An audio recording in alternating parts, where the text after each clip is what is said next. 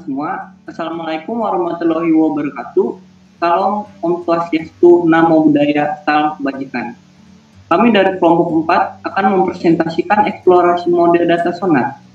Dan untuk anggota kelompok kami berisikan saya, Adik Kalian Samatanur, sebagai moderator, dan Saudari Sinta Prameswari, dan Saudari Andini Amalia Putri, dan Saudara Dian Saputra.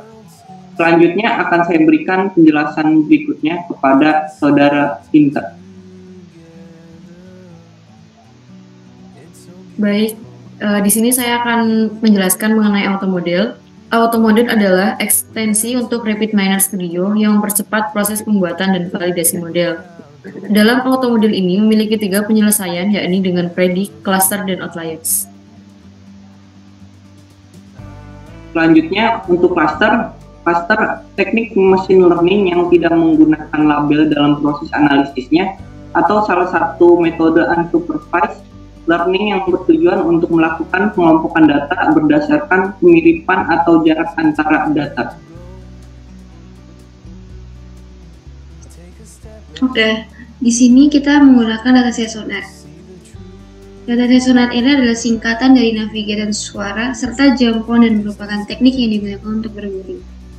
Dataset ini adalah kumpulan data yang digunakan oleh Jorman dan Sosnowski dalam penelitiannya tentang klasifikasi sinyal sonar menggunakan jaringan saraf.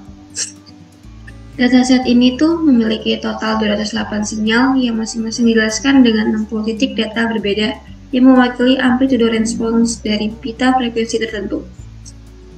Ide awal percobaan adalah untuk mengidentifikasi objek yang berbeda melalui penerapan model jaringan saraf untuk klasifikasi. Next. K-means adalah algoritma berulang yang digunakan untuk mengelompokkan kumpulan data ke dalam klaster yang telah ditentukan sebelumnya, di mana setiap titik data hanya menjadi bagian dari satu klaster. Lanjut.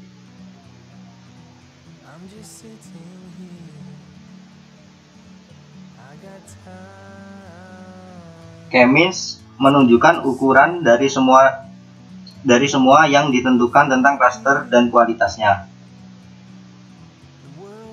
Di dalam slide ini terlihat bahwa telah dikelompokkan menjadi 4 klaster, yaitu klaster 0, 1, 2, 3, dan 4. Klaster 0 berisi 76 data dari 208 data, yaitu sedikit lebih dari 45,37% dari semua. Klaster 0 jauh lebih padat daripada 2 lainnya, terutama pada klaster 2 yang relatif longgar. Lanjut.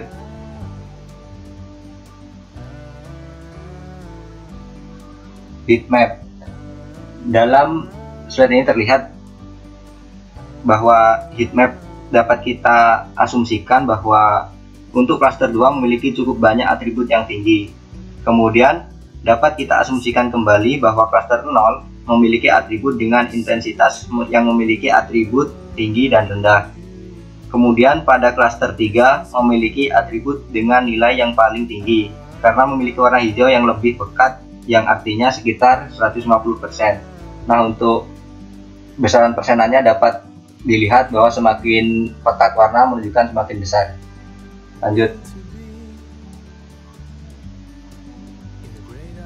Cluster tree. Cluster tree menampilkan pohon keputusan yang menggambarkan perbedaan utama antar cluster. Pada bagian cluster tree menunjukkan bahwa cluster 0 dan 2 terbentuk di sekitar jalur yang relatif jelas, sedangkan cluster 1 pada dasarnya terdiri dari sisa-sisanya.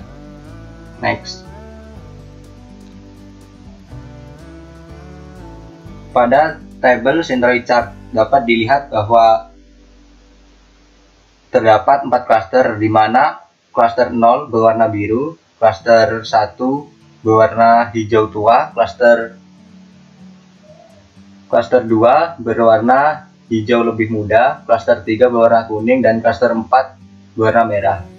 Nah, di dalam chart ini terlihat bahwa cluster 1 dan cluster 2 ini mendominasi penyebaran di dalam data tersebut. Lanjut. K-means scatter plot. Di sini scatter plot ini menunjukkan representasi dua dimensi menggunakan dua atribut paling diskriminatif yang dimiliki klaster 2. Lanjut. Untuk klaster 0, di sini bisa dilihat dari gambar, persebaran datanya dominan berdekatan antar klaster lainnya. Lanjut. Dan klaster 1, persebaran dimensi datanya dominan pada klaster 0 sampai 1 yang berdekatan. Lanjut. Klaster 2, persebaran datanya dominan sangat berdekatan antara 0 sampai 2. Lanjut. Kemudian pada klaster 3, persebaran dimensi datanya dominan berdekatan, sedangkan data dari klaster 3 tersebut cenderung berjauhan. Next. Kemudian yang terakhir adalah klaster 4. Klaster 4, persebaran dimensi datanya cenderung rata, namun untuk data dari klaster 3 dan 4 memiliki jarak antara klaster 0 sampai dengan 2. Next.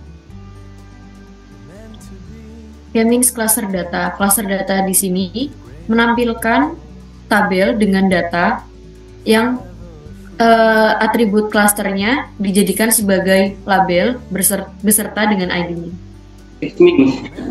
Xming merupakan algoritma yang menyempurnakan kekurangan dari algoritma Siemens, di mana algoritma Siemens memiliki kelemahan dalam komputasi yang relatif lama dan nilai cluster key yang harus ditentukan. Nah, pada kelas Xming summary, cluster 0 berisi 84 dari 208, yaitu sedikit lebih dari 44,77% dari semua cluster 1. Jauh lebih padat daripada cluster 0 dan 2, terlebih pada cluster 2 yang berisi 39 dari 208. Dalam heatmap dapat kami asumsikan kembali bahwa cluster 2 memiliki intensitas atribut yang tinggi karena memiliki warna hijau yang lebih pekat daripada cluster pertama atau 1. Xmin clustered data menampilkan hasil dari tabel dengan atribut cluster yang berubah menjadi label untuk setiap titik data. Sekian presentasi dari kelompok kami. Mohon maaf jika ada salah kata dan kesalahan kami dalam presentasi. Mohon dimaafkan. Sekian, terima kasih. Wassalamualaikum warahmatullahi wabarakatuh. Shalom, Om Swastiastu, Namo Buddhaya, Salam Kebajikan. Terima kasih. Take a step back.